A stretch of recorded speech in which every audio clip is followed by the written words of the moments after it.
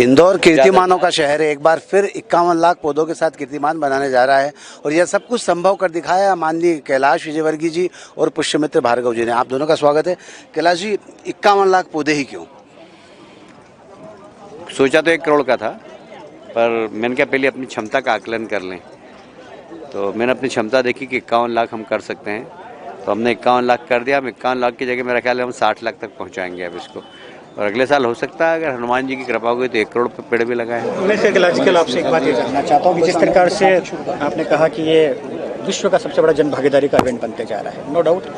मैंने कल अपने एक रिकॉर्ड में कहा कि जैसे 15 अगस्त 26 जनवरी पर हम राष्ट्रध्वज फहरा के गवर्नमेंट महसूस करते हैं, वैसे ये जन आंदोलन तो बन चुका है, इसमें कोई डाउट नहीं है। लेकिन क्या आपको लगता है कि ये जो कैंपेन हम ड्राइव कर रहे हैं, ये राउंड द क्लॉक कैंपेन की आवश्यकता है या एक सिर्फ फेस्टिवल सेलिब्रेशन के हिसाब से इसमें जाएगा? देखिए, हम इसका संरक्षण करेंगे जी, और जिस दिन हमारे 51 लाख पेड़ पूरे हो जाएंगे, दूसरे दिन से 51 लाख पेड़ की भी गतिविधियां प्रारंभ कर देंगे। साथ में इसके संरक्षण की भी बात करें, जैसे यही परिसर में है, इस परिसर में हमने वॉल बनाना है, उसके टेंडर कर दिए, क्योंकि यहाँ पर नीलगाय कभी कभी प्रवेश करती है। ईश्वर की कृपा है, हनुमान जी की कृपा है हम पर खूब। 2 बोरिंग कराए, दोनों में 3.5 इंच पानी निकला है।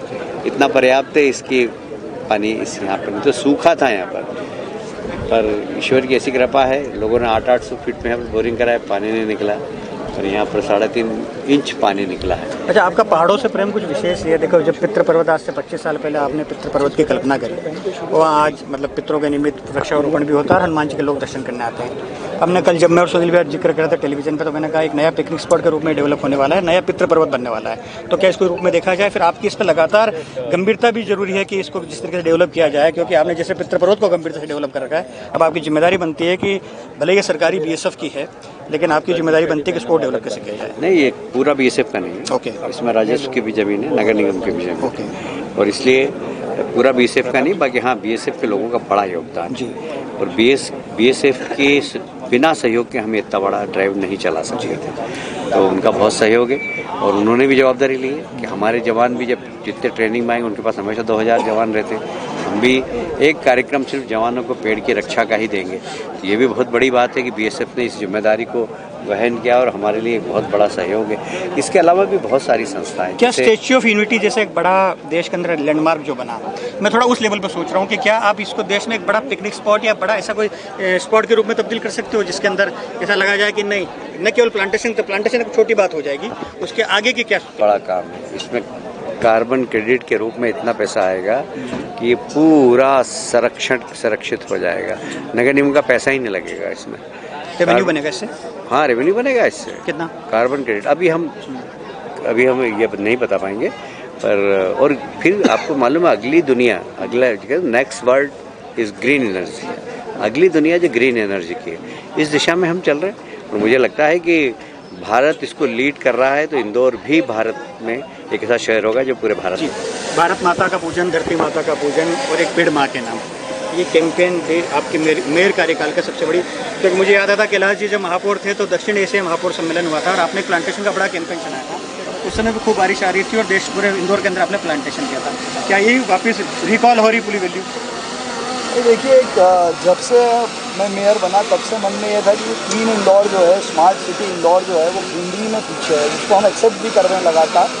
तो क्लीन इंदौर को ग्रीन इंदौर बनाने का, हीट वेव से बचाने का, अंडरग्राउंड वाटर लेवल को बढ़ाने का और एयर क्वालिटी इंडेक्स इंप्रूव करने का कोई एक सॉल्यूशन है, तो वो पेड़ है। और माननीय कैलाश जी ने जब पितृ पर्वत पे कहा कि इंदौर अब 51 लाख पौधे हर साल लगाएगा, तो मेरे मन का काम हो गया। तो उस अभियान में हम सब, पूरा इंदौर, विशेषकर BSF और पूरी इंदौर की जनता की जो सहभागिता है, जो उनका भाव है, वो विश्व कीर्तिमान या बाकी तमाम चीज़ें ना उन सब से ऊपर है। तो ये भाव का काम है। कैलाश जी हमेशा चुनौती लेते हैं और लगभग प्रभु की कृपा के पूरी भी करते हैं। आपको इस चुनौती को लेकर मन में कोई भाव आया कि 51 लाख पौधे कैसे लगेंगे, क्या होगा, या आप भी कॉन्फिडेंट थे इसको लेकर? नहीं, मैं भी अगर कोई काम हाथ में लेते हैं तो मन से पूरा करने का प्रयास करते हैं। सफलता असफलता तो प्रभु की इच्छा है, और दूसरा ऐसा है कि अभी तक सब बड़ों के आशीर्वाद से जो संकल्प लिया वो पूरा ही हुआ है। क्या सिटीजन एंगेजमेंट कैलाश जी इस शहर की बड़ी तासीर है, सिटीजन एंगेजमेंटशिप का मॉडल, जन भागीदारी, और ये शहर इसीलिए जाना जाता है। और मुझे लगता है कि आपका एक लोकप्रिय लीडरशिप होने के कारण शहर आपसे जुड़ता है, इसका एडवांटेज इस शहर को मिलता है।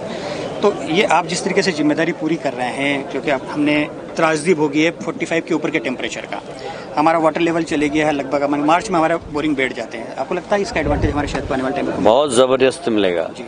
खाली राजा बाबू, मैं आपको ये बता दूं कि एक पेड़ एक बरसात के अंदर 1 लाख लीटर पानी जमीन के अंदर पहुंचाता है। सबसे बड़ा वाटर रिचार्जर का काम करता है पेड़। जब ये पेड़ जवान हो जाएगा आज से 4-5 साल बाद, आप समझ लीजिए 51 लाख पेड़ अगर 1-1 लाख लीटर पानी जमीन के अंदर जाएंगे उतारेंगे तो कितना पानी जमीन के अंदर होगा, और इसलिए वाटर लेवल नीचे ऊपर आएगा।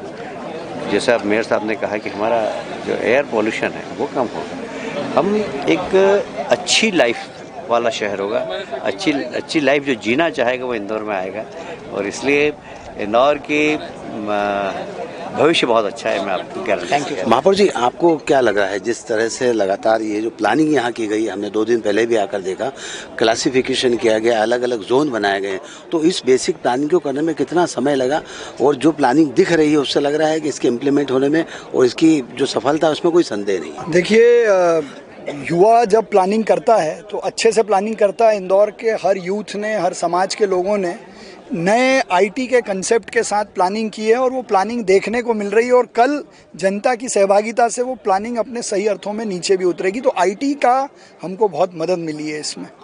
निश्चित तौर पर कैलाश जी और पुष्यमित्र भार्गव जी के नेतृत्व में इंदौर एक नया कीर्तिमान रचेगा। आने वाला समय तय करेगा कि जो शहर लगातार स्वच्छता में प्रथम आ रहा है, आने वाले समय में ग्रीनरी में भी प्रथम आएगा। बहरहाल कैलाश जी और पुष्यमित्र जी, हमसे बातचीत करने के लिए बहुत बहुत शुक्रिया, धन्यवाद।